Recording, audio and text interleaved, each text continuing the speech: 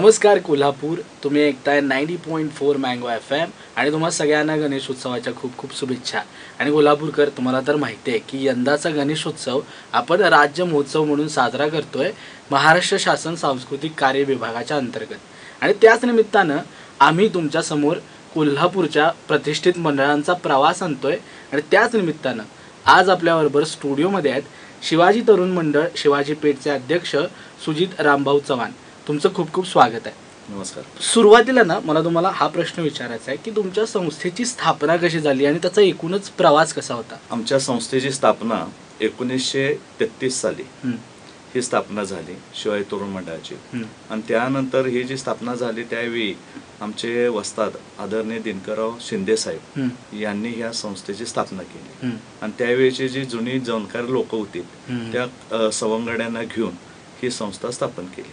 पूर्वी ह्या शिवाजी पेठेचं नाव हे न्यू बुधवार पेठ होतं. आणि ह्या न्यू बुधवार पेठेच्या नावाला काही लोकांचा विरोध होता. मग आदरणीय दिनकरराव शिंदे साहेब आणि त्यावेळेचे आदरणीय पापा बोंद्रे असतील, आमचे वडील असतील, या सगळ्यांनी त्या टायमाला एकत्रितरित्या येऊन सगळ्या तालीम संस्थांना एकत्र घेऊन मंडळांना एकत्र घेऊन याच्यात सुसंवाद साधला. बाबा आपण काय करायला पाहिजे. त्या टायमाला मला ऐकण्यात आहे की बाबा काही लोकांनी विरोध करून सुद्धा काय करायचं ह्या दृष्टिकोनातून हा संवाद तिने सगळ्या मंडळांच्या तालीम संस्थांशी केला. मग असं त्यातनं निष्कर्ष आला की आपण नाव ठेवावं तर कसं असावं पेठेला. तर तिने छत्रपती शिवाजी पेठ असं नाव त्यांच्या सगळ्यांच्या एकमतानं मुखातनं आलं आणि ते घोषित झालं.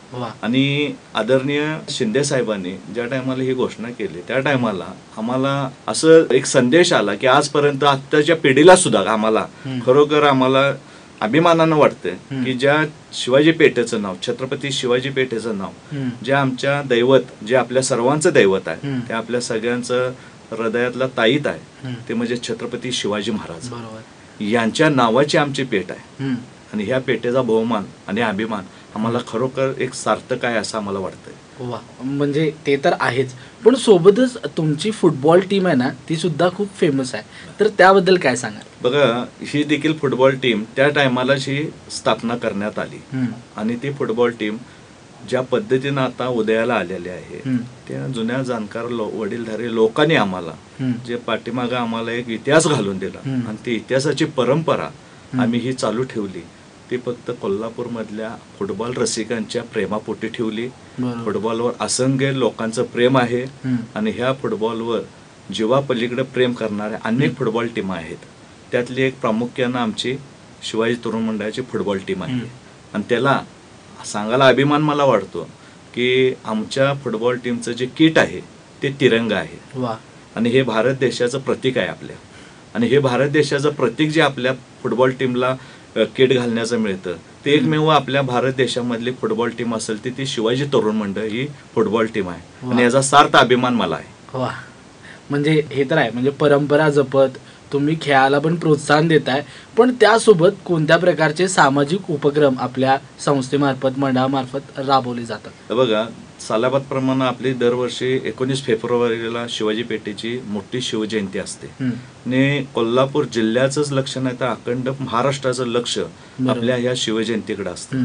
गेल्या 7 ते 8 वर्षामध्ये ज्या टायमाला मला माझ्या पेठेनं जसा मला आशीर्वाद दिला आणि त्या आशीर्वादाच्या जोमावर आणि त्या ध्येयावर मी जी शिवाजी पेठेची शिवजयंती पूर्ण महाराष्ट्राला साजेल अशी आम्ही करून दाखवण्याचं जे काम केलं ते माझ्या पेठेतल्या सगळ्या माई माऊलींच्या आशीर्वादानं हे मला भाग्य मिळालं.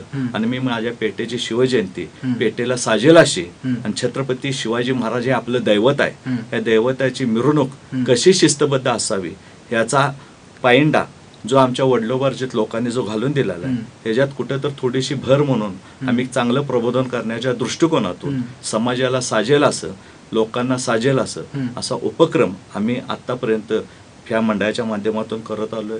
अनेक प्रकारचे आम्ही आरोग्य शिबिर घेतलेत.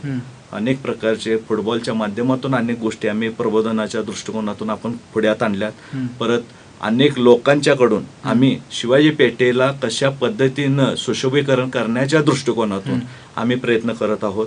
गांधी मैदानाचा विषय पण आहे आपल्या शिवाजी पेठेमध्ये. एकमेव फुटबॉलचं ग्राउंड प्रॅक्टिससाठी आमचं एकमेव शिवाजी पेठेमध्ये गांधी मैदान आहे. त्याचं पण सुशोभीकरण करण्याचा अजेंडा आम्ही आदरणीय एकनाथ शिंदे साहेब मुख्यमंत्री असताना त्यांचा पाठपुरावा केला. त्याचबरोबर या ठिकाणी प्रामुख्यानं मला नाव घ्यावं असं वाटतं की ह्या गांधी मैदानासाठी जो निधी लागतो त्या निधीला सुद्धा आणण्याकरता देखील एक कोणतर मध्यस्थी आपल्या चांगल्या पद्धतीचा असावा या दृष्टिकोनातून आम्ही आदरणीय या शहराचे आता विद्यमान आमदार माननीय राजेश क्षीरसागर यांच्या पाठपुराव्याने आम्ही ह्या गांधी मैदानाच्या सुशोभीकरणाकरता आम्ही जो फंड आणला तो फंड आम्हाला एकनाथ शिंदे साहेब मुख्यमंत्री असताना 22 कोटी रुपये मंजूर केला. आणि त्याचं चॅनलचं काम आता बाहेरच्या बाजूनं काढायचं चालू आहे. त्याचं आता 7 कोटीचं काम आमचं चालू आहे. आता ह्या गणपती आणि शिवजयंतीपासून थोडं काम जरासं थांबलेलं होतं. गणपती विसर्जन झाल्याबरोबर आमचं हे काम पण पूर्ण होईल आणि नंतर गांधी मैदानाचं सुशोभीकरणाचं काम सुरू होईल. मला सांगा की शिवाजी पेठेत कशा प्रकारे गणेशोत्सव साजरा केला जातो? आता कसं आहे की शिवाजी पेठेचा शिवाजी तरुण मंडळाचा गणपती उत्सव हा आम्ही तेवढ्या पुरतच करतो. म्हणजे मधल्या प्रमाणात मोठा पण नसतो. पण शिवाजी पेठेतल्या ज्या तालीम संस्था आहेत त्या 6 तालीम संस्था प्रामुख्यानं चांगल्या पद्धतीनं गणेशोत्सव साजरा करतात. शिवाजी पेठेला साजेल अशा सगळ्या गोष्टी करत असतात. उदाहरणार्थ खंडोबा तालीम असेल, वैतरणा तालीम असेल, फ्रिंगाई तालीम असेल किंवा महाकाली तालीम, तटगड तालीम असेल, ह्या सगळ्या तालीम संस्था ह्या शाहू महाराजांच्या काळातल्या आहेत.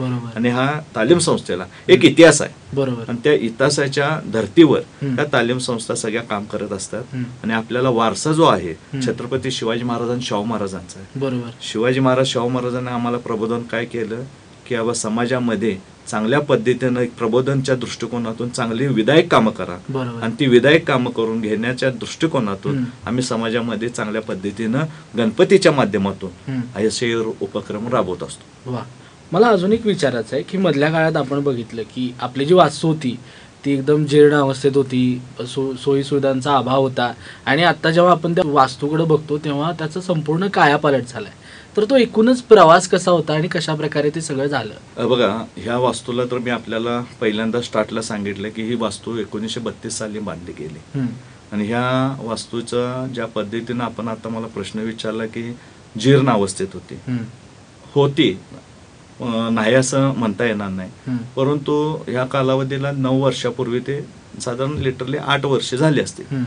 त्या टायमाला माझे वडील रामभाऊ चव्हाण दादा यांनी आणि शिवाजी पेठेतल्या काही आमच्या की पर्सेंट लोकांनी, त्यात आमचे महालक्ष्मी कॅलेंडरचे सदाभाऊ शिर्के असतील, महेश जाधव असतील, पिंटू राऊत असतील, बबनराव कोराणे साहेब असतील, आमचे चुलते शिवाजीराव चव्हाण दादा, आदरणीय पापा बोंद्रे देखील, या सगळ्यांनी एकत्रित मिळून त्यावेळी आमच्या वडिलांना सांगितलं की दादा तुम्ही ह्या वास्तू करता पुढाकार घ्यायला पाहिजे आणि ह्या वास्तूचं जे काय आता जी परिस्थिती आहे ती आपण चांगल्या पद्धतीने डेव्हलप करायला पाहिजे.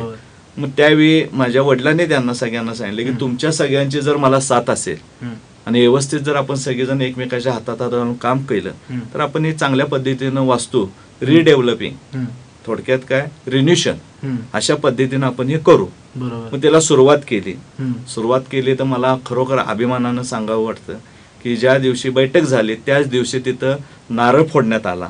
कामाचं एक शुभ कार्य करत असताना आपण एक गणेशाची पूजा करतो आणि सुरुवात करतो श्रीफळ वाढवून. त्या पद्धतीनं सुरुवात केली. त्या दिवशी एका दिवसातच माझ्या वडिलांनी समाजामधली जे दानशूर व्यक्तिमत्व असतात अशा लोकांनी एका दिवसामध्ये 11 लाख रुपये गोळा करून दाखवले. काय, आणि ह्यो खरं तर शिवाजी पेठेचा अभिमानाची गोष्ट आहे. आणि लोकांनी जिथं जिथं माझ्या वडिलांनी शब्द टाकला, अनेक लोक समाजामध्ये काम करत, दादा पापांनी पण टाकला असेल, अनेक लोक कोराणे साहेबांनी टाकला असेल, सगळ्यांनी ह्या लोकांच्याकडे ज्यांच्याकडे त्यांनी सांगितलं की ही मंडळाची वास्तू आपल्याला सुशोभीकरण करायची आहे त्याकरता तुम्ही आम्हाला मदत करा. अनेक कोल्हापुरातल्या दानशूर व्यक्तींनी अशी मदत केली की आज तुम्हाला शिवाजी तरुण मंडळाचं रूप पालटलेलं दिसतं. ते फक्त समाजातल्या सगळ्या या आमच्या शिवाजी पेठेवर प्रेम करणाऱ्या लोकांनी जे माझ्या वडिलांच्या शब्दाला मान देऊन कामासाठी जी मदत केली त्याकरता सुद्धा मी आपल्या ह्या चॅनलच्या माध्यमातून मी त्यांचे शतशः आभार मानतो. नक्कीच. आपल्या या मुलाखतीनिमित्त तुम्हाला जे नवीन तरुण मंडळ आहेत किंवा जी नवीन पिढी आहे त्याला काय संदेश द्यायचा आहे? हे बघा, पूर्वी ज्या टायमाला मी आता तुम्ही प्रश्न मला विचारला त्या अनुषंगाने सांगतो. तुम्ही लहान असताना आपण बघितले की आपण पारंपरिक वाद्य वाजवत होतो. बरोबर. आणि आज बघायला गेलो तर आज तरुण पिढीला कशा पद्धतीनं आपण बघतोय आता की अनेक समाजामध्ये अनेक अशी क्लिप फिरत आहे की काही समाजाचे पण असे सण साजरे होत असतात, पण काही गोष्टीला ते पारंपरिक वाद्य घेऊन आपला सण साजरे करतात. बरोबर. पण माझ्या सगळ्या कोल्हापूरवासियांच्या, माझ्या सगळ्या बंधू भगिनींना आणि माई माऊलींना माझा एवढाच संदेश आहे की आपण आपल्या गणपतीचं जी प्रामुख्यानं जी सुरुवात जी आपण जे देवांची करतो पूजन करायच्या आधी ते गणपतीची करतो, मग इतरच तर देवांची आपण पूजा नंतर करतो. तर ह्या अशा आपल्या गणेश उत्सवाच्या निमित्तानं आपण पारंपरिक वाद्य आणि पारंपरिक गोष्टी डोळ्यासमोर ठेवून जर आज प्रबोधन केलं तर पुढची पिढी प्रामुख्यानं ह्याच्याकडे लक्ष देईल आणि पारंपरिक जे वाद्य आहेत आपली त्यांचं कुठं तर जतन केल्यातला प्रकार होईल असं मला वाटतं. आणि आता जे काय आपण कोणाला निर्बंध घालू शकत नाही, तर आपण एक एवढंच बोलू शकतो पारंपरिकडे वळा, परंतु आपण सांगायचं काम करू शकतो पण त्यांच्यावर निर्बंध घालू शकत नाही. साधारण बघायला गेलं तर अनेक गणेशोत्सव आपला चालू व्हायच्या अगोदर पोलीस प्रशासन देखील प्रबोधन करत असतं. पोलीस प्रशासन पण त्याला सांगत असतं पारंपरिककडे वळा. तसंच अनेक लोक सुद्धा समाजातली वडीलधारी लोक पण सांगत असतात. पण आताची तरुण पिढी आपली तिकडे दुर्लक्ष करत आहे, ह्याची खरं तर मला खंत वाटते. नक्कीच. आणि मला वाटतं की या निमित्तानं ते ऐकतील. सो धन्यवाद, तुम्ही इथं आलात, एवढ्या चांगल्या गप्पा मारलात, तुमचा मंडळाचा संस्थेचा एकूण प्रवास सांगितलात, तो खूप खूप आभारी आहे. थँक्यू. नमस्कार. तर कोल्हापूरकर हे होते शिवाजी तरुण मंडळ शिवाजी पेठ कोल्हापूरचे अध्यक्ष सुजित रामभाऊ चव्हाण. तर तुमचं खूप खूप आभार, तुम्ही इथं आलात, एवढी चांगली माहिती दिलीत. कोल्हापूरकर ऐकत रहा 90.4 मँगो FM. स्टे ट्यून्ड आणि तुम्हा सगळ्यांना गणेशोत्सवाच्या खूप खूप शुभेच्छा.